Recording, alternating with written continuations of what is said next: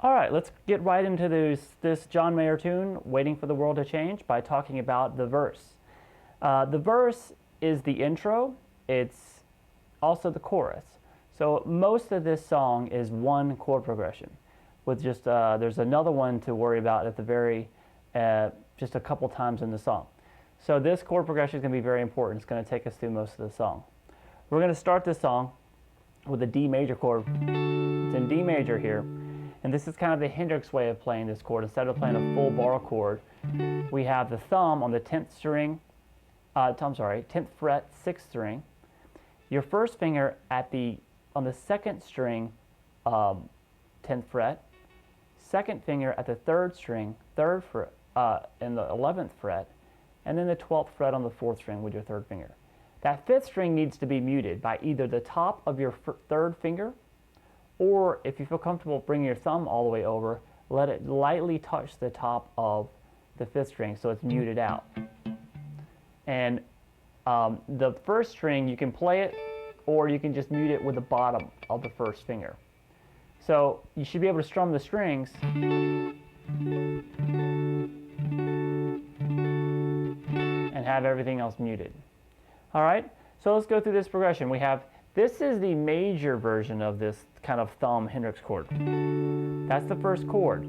Then we're going to go to the minor version of that chord, and all that is basically taking your 2nd finger and moving it. We need to move that note on the 3rd string back 1 fret. So to do that, we bar it across the 2nd and 3rd string with your 1st finger, and we don't use the 2nd fret, the 2nd finger. So that chord is going to be played at the 7th fret. So the first chord, and then we have a quick little fill. After every 2nd chord in this part, he does a quick little Hendrixy type chord embellishment. And in this first one, we're going to play the top 2 strings at the 7th fret, little bar, and then hammer on at the 10th fret with either your pinky or your 3rd finger, whatever feels comfortable. If you're still got your thumb up here, it might be the 7th. I mean, the 3rd finger that feels better. So I hit those 2 strings, and then I did a quick hammer on at the 10th fret, 2nd string. All right? Then I went down, so after this, we go down the next 2 chords in the progression is that same chord that we did at the 10th fret here, but at the 3rd fret, it makes it a G major. And then a standard D major chord at the 5th fret, starting on the 5th string here with your 1st finger, and then we're barring across the 7th fret on the 2nd, 3rd, and 4th strings. You can use your pinky, which I like to do, or you can use your 3rd finger there. So we got. And then we have a quick little fill here. That's after this 2nd chord of this little 2 chord group. We have barring the 7th again, but this time at the 4th and 5th string, and then a quick hammer on the 9th on the 5th string.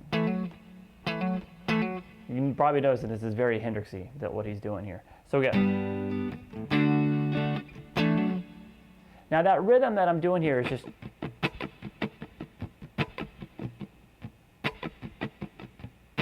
That's going to come from feel. And you notice how my hand's going to keep a consistent up-down motion without stopping. As long as you keep doing that and accentuating it and listen to the song and get the vibe of the rhythm enough and keep this going, you should be fine to mimic that rhythm. The whole idea with this kind of rhythmic style, the strumming style, is to keep the momentum going in the right hand. Never, if you just loosen up that wrist and just play along and hit it when it feels right and let your hand miss the strings when it doesn't, hit some notes harder. It's a random technique, so it's not something that you want to sit here and just listen to the thing a billion times trying to get it strum for strum right. It's a feel thing, and the feel comes from not letting the momentum stop. All right, so that's the first 4 chords. Now we're getting to the second half. After that little fill, the second half of the progression is the major version of that chord here, just like we did at the 10th and the 3rd, at the 5th fret this time though. And then back to that 2nd chord in the piece, which is that B minor chord at the 7th fret. So we got this. And then here we have another fill too. After this, the 2nd chord. which is a bar at the 7th fret on the 2nd and 3rd strings, and then a quick hammer on the 3rd string with the 9th fret.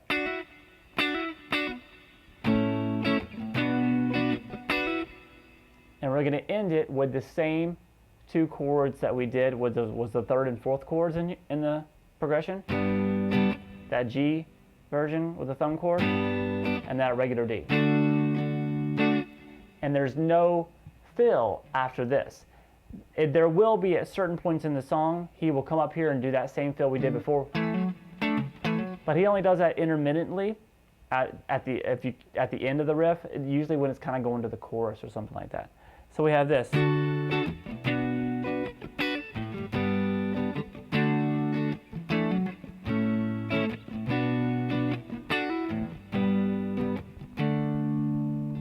All right, then he goes through that again. So that's the intro to the song, but then he sings the verse over that same exact riff with the same fills twice.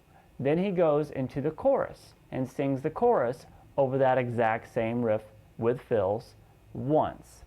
Okay, so after he does it once, he goes into kind of a chorus extension part, which is very similar to the regular riff that we've been doing. It's just a little bit different. So let's talk about that one. We start with the same chord. So this is after you've heard he's sung the chorus through once over this progression. Then we go to this chord. It sounds like we're starting over again. He's going to continue the chorus over it. But this one has a little bit of different, goes in a little different direction temporarily. We start with that same D major chord at the 10th fret. And the new chord is going to be an E minor 7th chord. And that is going to be a bar across the first, from 1 to the 1st string to the 5th string at the 7th fret. Then your 3rd finger at the 4th string 9th fret. And then your 2nd finger at the 8th fret on the 2nd string. And strum those 5 strings. So we have. Then it goes to that same B minor chord at the 7th fret with a bar, the 1st finger, which is the 2nd chord in the verse, and then back to that E minor 7 chord. Now, all throughout the song, whenever he plays this little chorus extension part, he does a fill right here. The second time we go back to the E minor 7th chord. So we'll talk about that in a second. But we have this.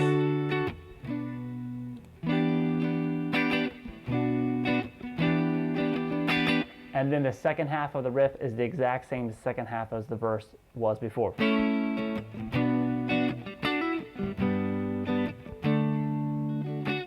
All right, so it's pretty simple.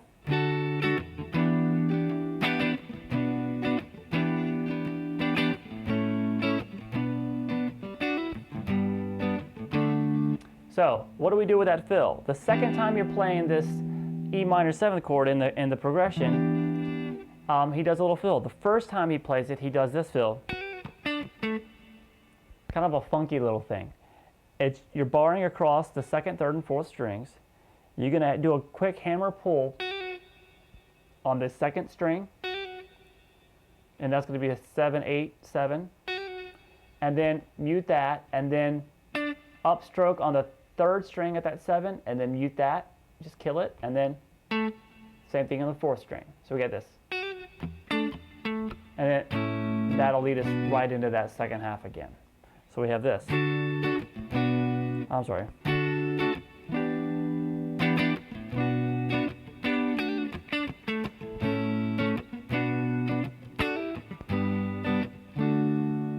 Okay, so after he does that, he goes back into the verses again.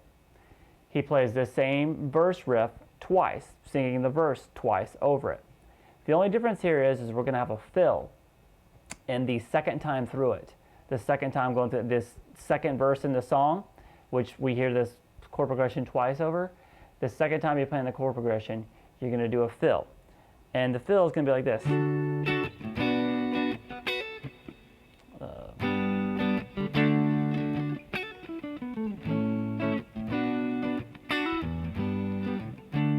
So you saw where I did that. It's the same as usual.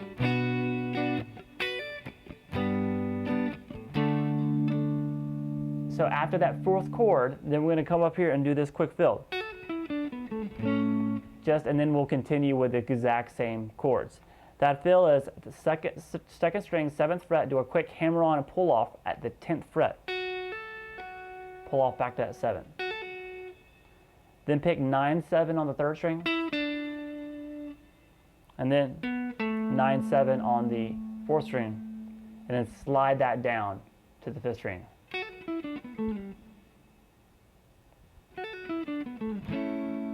And as you're sliding down, just grab that A chord and keep going. All right? Then we get back into the chorus by just on the same basic chord progression, which is the verse again. There's no fills during it. And then we get to the chorus extension part again, which is basically this.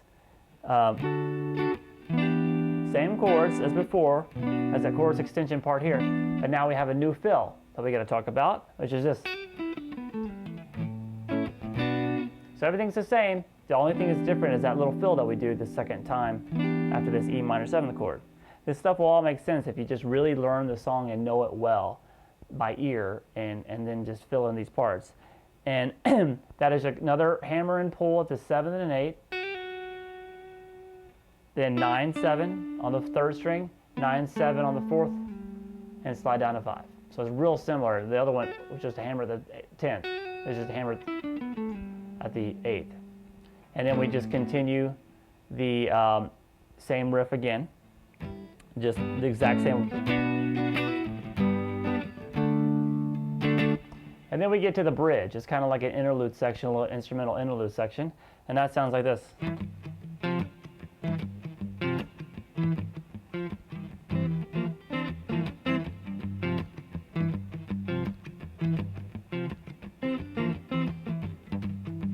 Now, all I'm doing is I'm holding the 3rd fret on the a little bar across these bottom strings. Oh, well, the bar all the way across the 3rd fret, and then hold 7 on the 5th string. What I'm going to do then is do a reverse rake, and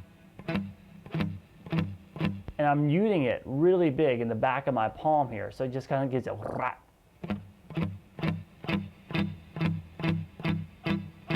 Oh, there's bottom 2 strings, just an upward rake. And then you're muting it, still muting it, and you do a down, up, down on the chord, just those 2 strings, the 5th and 6th strings.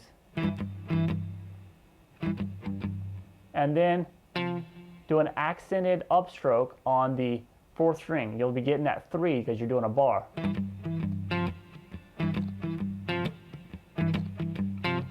So you do that 3 times.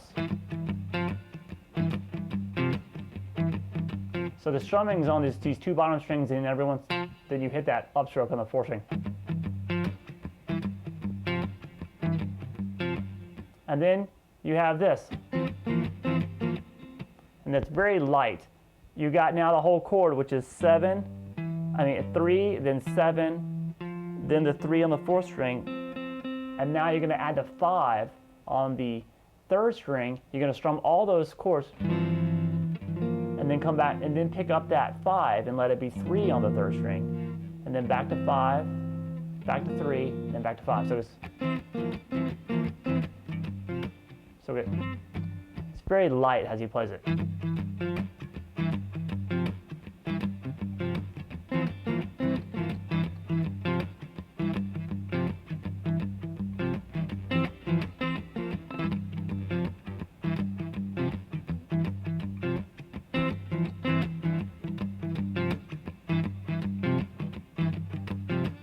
So instead of doing this, you do that whole thing 4 times, but instead of doing this at the second half of at the end of the 4th time, you do this, which is just 7-7